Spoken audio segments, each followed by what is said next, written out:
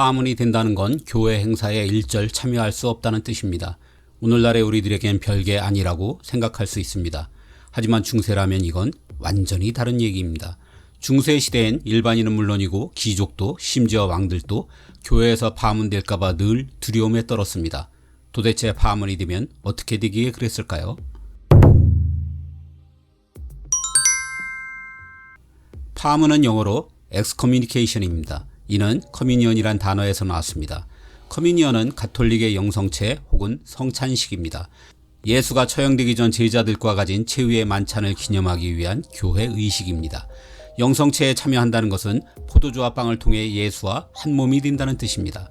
엑스커뮤니케이션은 이 영성체를 못하게 한다는 것이니 이는 곧 하나님과의 단절을 의미합니다. 이게 중세 시대엔 얼마나 무시무시한 건지 실감하려면 이 시기에 대한 대략적인 이해가 우선해야 합니다. 게르만족에 의해 5세기 서로마가 멸망합니다. 서유럽은 대혼란에 빠져듭니다. 로마가 사라진 후 생긴 심해 공백 때문입니다.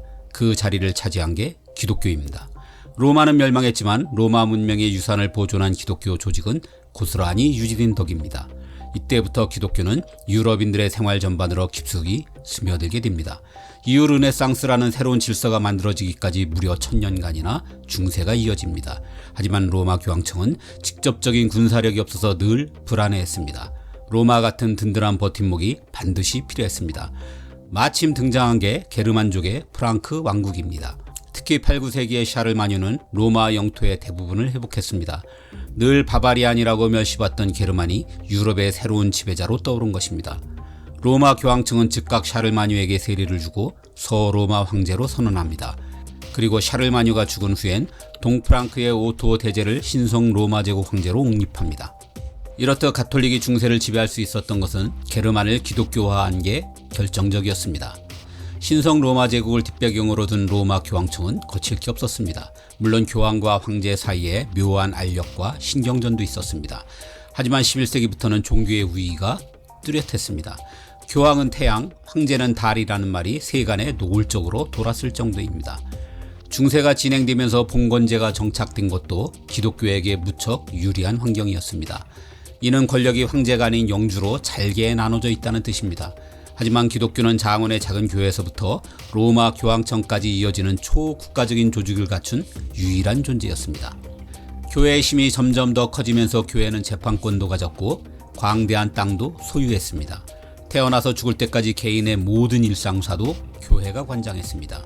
교회는 모든 사람들에게 종교적인 의무를 부과할 수 있었고 선악의 기준도 교회만이 세우고 판단했습니다. 중세는 한마디로 이런 기독교의 절대 권위에 대한 절대 복종의 시대입니다. 그리고 파문은 교회가 만들어 놓은 이 질서를 깨트리거나 도전하는 사람에게 내리는 최고의 형벌이었습니다. 중세 시대의 파문은 당연히 교회 활동에 참여하지 못하는 것으로 끝나지 않습니다. 내 생활도, 내 가족도, 내 이웃도 모두 기독교를 중심으로 돌아가는 그 사회에서 파문은 바깥으로 내동댕이 쳐진다는 얘기입니다. 파문된 사람과는 아무도 대화해서는 안 되었습니다. 심지어 가족들도 안 됩니다. 오히려 가족들은 파문된 자를 집에서 쫓아내야 했습니다. 아니면 나머지 가족도 파문당했습니다. 이러니 당연히 결혼도 할 수 없었고 아무리 굶주려도 남의 도움을 받을 수 없었습니다. 무엇보다 정신적으로 고통스러운 것은 죽을 때 안식기도를 받을 수도 없고 신성한 교회 땅에 묻힐 수도 없다는 점입니다. 이는 천국에 갈 수 없다는 뜻이니 믿음이 절대적인 시대에 정말 절망적이었을 것입니다.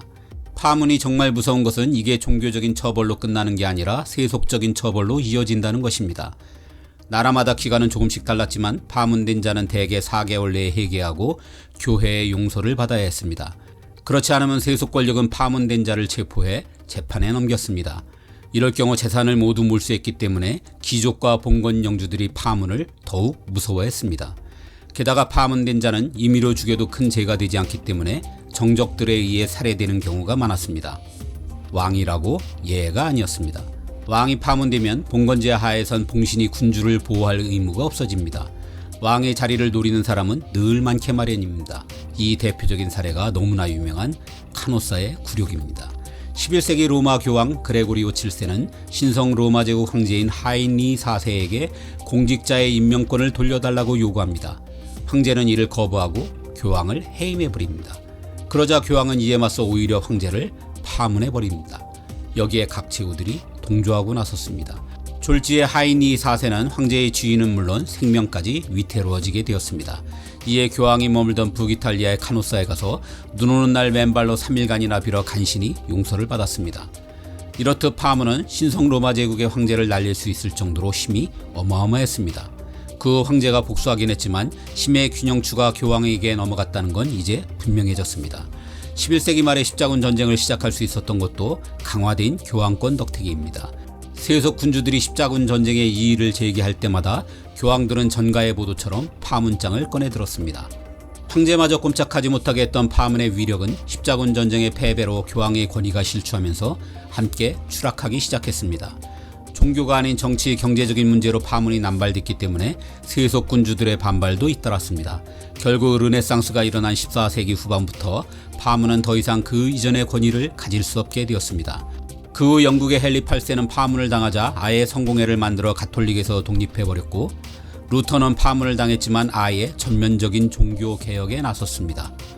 나폴레옹 역시 파문을 당했지만 콧방귀도 끼지 않았습니다. 근현대에 들어서 러시아의 작가 톨스토이도, 쿠바의 혁명가 카스트로도 파문을 당했지만 사실상 형식적인 것이었습니다. 카스트로의 경우 파문된 상태였지만 3명이나 되는 교황이 그를 만나기 위해 쿠바를 방문하기도 했습니다. 하지만 중세시대에 파문을 당한다는 것은 대부분의 사람들에겐 세상의 끝이나 다름없었습니다. 종교는 물론 사회, 경제, 문화 등 모든 것을 지배하는 절대 권력인 기독교와 적이 되는 일이기 때문입니다. 그 속에서 개인이 살아남는다는 것은 사실상 불가능했으니 파문은 현대의 우리가 생각하는 것보다 훨씬 더 무서운 처벌이었습니다.